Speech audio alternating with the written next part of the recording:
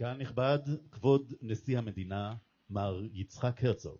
Honored guests, His Excellency, the President of the State of Israel, Isaac Herzog. The Honorable Joseph R. Biden Jr., President of the United States of America. His Excellency Yair Lapid, Prime Minister of the State of Israel. Ministers, Knesset members, religious leaders, excellencies, distinguished delegations, honored guests.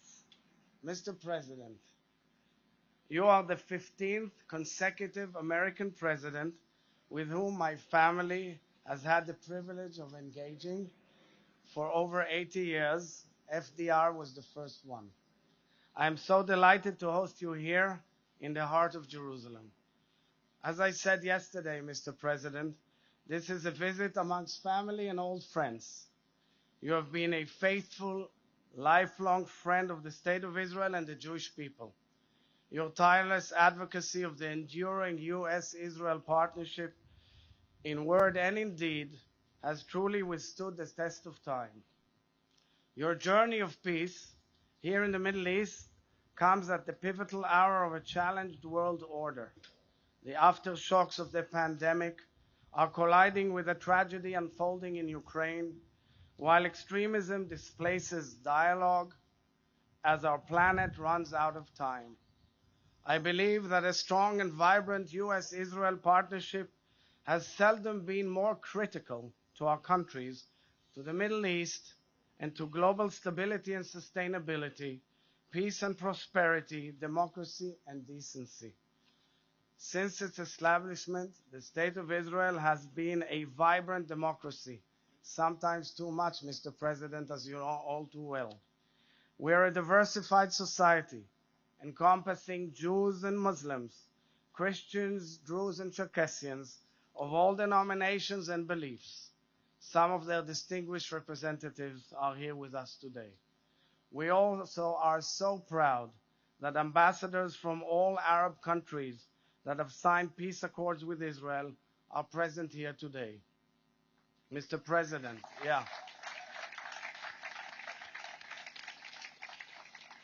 A strong and secure nation state of the Jewish people in the land of Israel is critical to the safety and future of the Jewish people.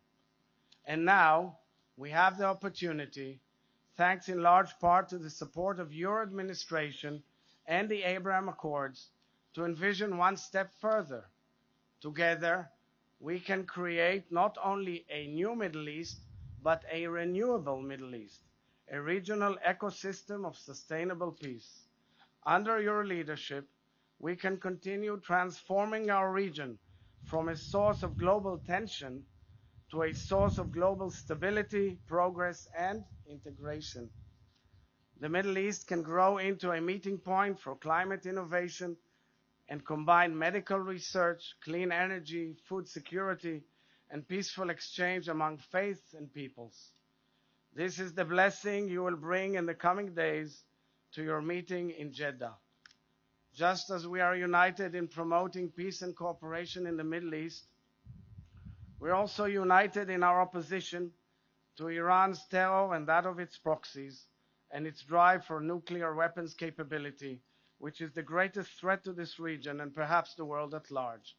We know the United States is committed to Israel's security, as you have reiterated throughout this visit. This was underscored in the important Jerusalem Joint Declaration, which you and Prime Minister Lapid agreed upon and signed today, echoing your own ironclad, unshakable commitment to Israel's security and well-being. I commend your administration's crystal clear moral stance against all forms of anti-Semitism and delegitimization of Israel around the world. Thank you always for standing by us. And now, Mr. President, in our private meeting moments ago, I handed you a document found in our National Archives, the minutes of your meeting with Prime Minister Golda Meir nearly 50 years ago, which you often recount with fondness. What is interesting is the reflection of the Israeli diplomat who wrote the minutes and added the following concluding remark, and I quote, "The senator," that means you, Mr. President, was full of respect and admiration for the Prime Minister, and repeatedly said that he has come to learn, but on the other hand was carried away by his enthusiasm.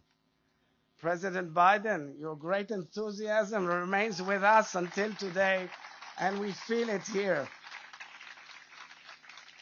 I thank you for honoring us with this important visit, which means a great deal for the people of Israel.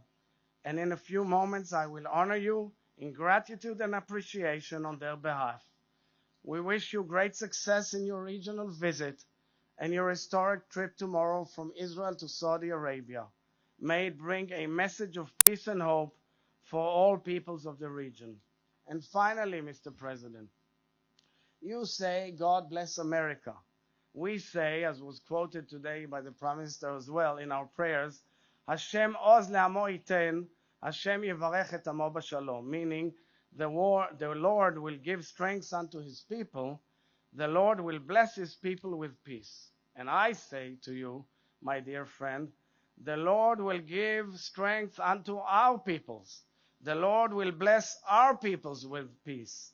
Hashem oz le'ameinu iten, Hashem yevarech et ameinu b'shalom. Toda rabba. Thank you.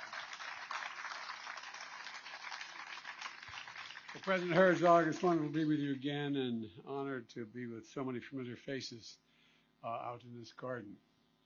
You know, if anyone should understand my inclination and enthusiasm, you should be.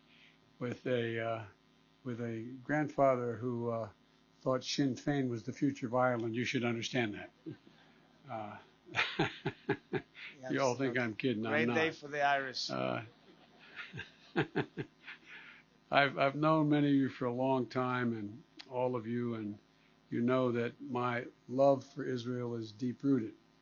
I was raised, as we say and you say, by a righteous Christian, my dad.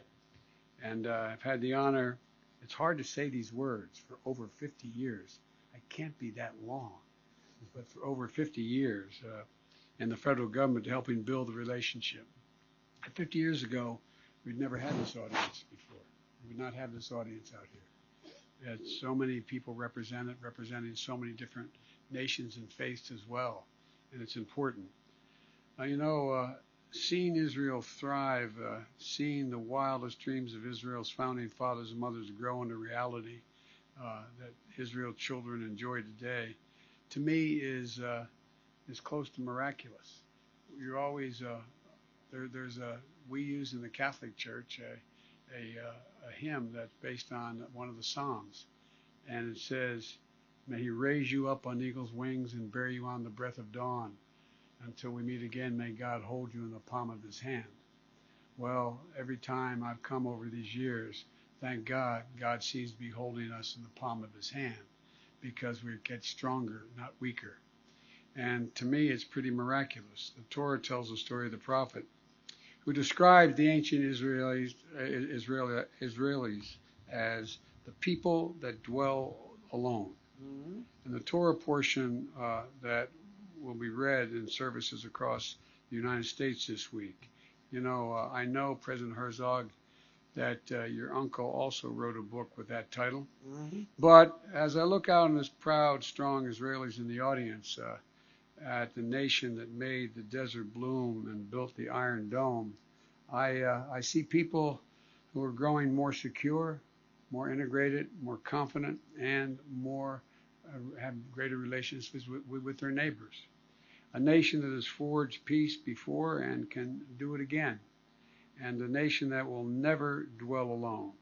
Because as long as the United States, you will never, ever be alone.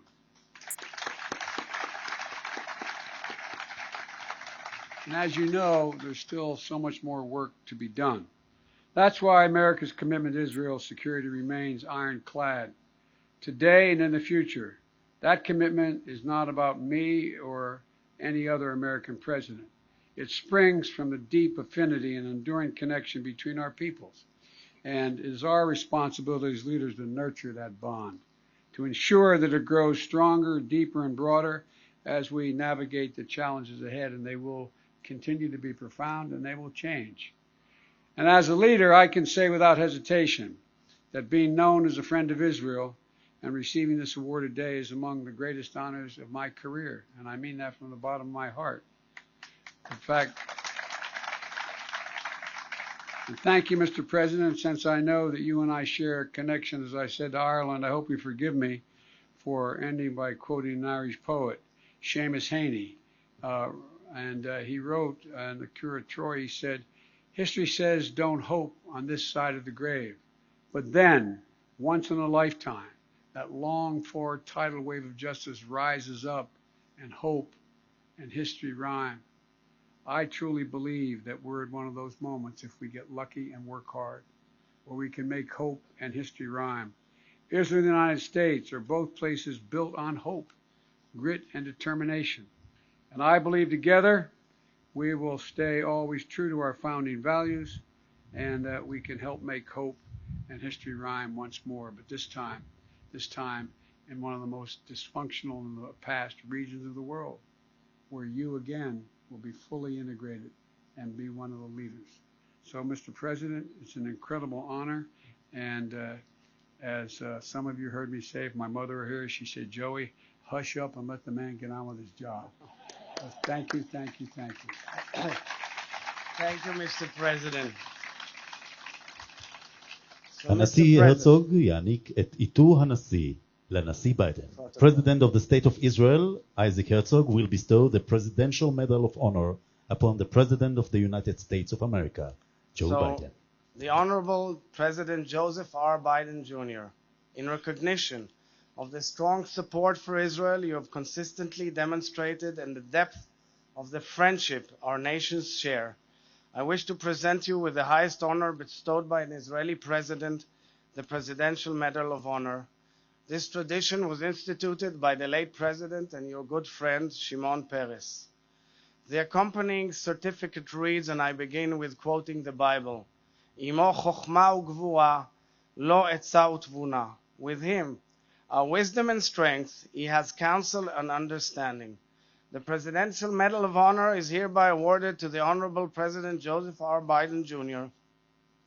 of the United States of America for his true friendship with the State of Israel, the people of Israel, and the Jewish people. His uncompromising decades-long commitment to Israel's security, his contributions to deepening, strengthening, and enhancing the strong and unwavering alliance between Israel and the United States of America, and his struggle against anti-Israeli and anti-Semitic hatred around the world.